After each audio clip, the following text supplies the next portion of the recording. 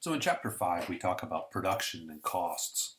And one of the things that the COVID-19 pandemic brings to light for us in the economy is that if you don't have any revenues, you're going to be earning losses. Because even without revenues, some firms still have costs that need to be paid.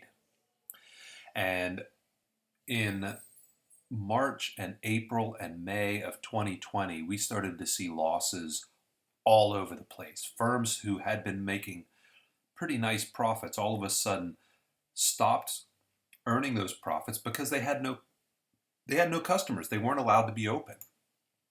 So the demand fell for a lot of things. Most firms had to immediately adapt, and some of them decided to just go out of business altogether. Without enough customers, those firms saw this massive decrease in their total revenue. Remember that profits are equal to total revenues minus total costs. And while firms did reduce costs by not being open, they also reduced the revenues a lot.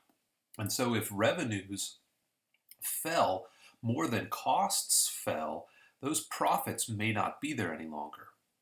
Now, this reduction in total revenue was was particularly problematic for firms who have what we call high fixed costs.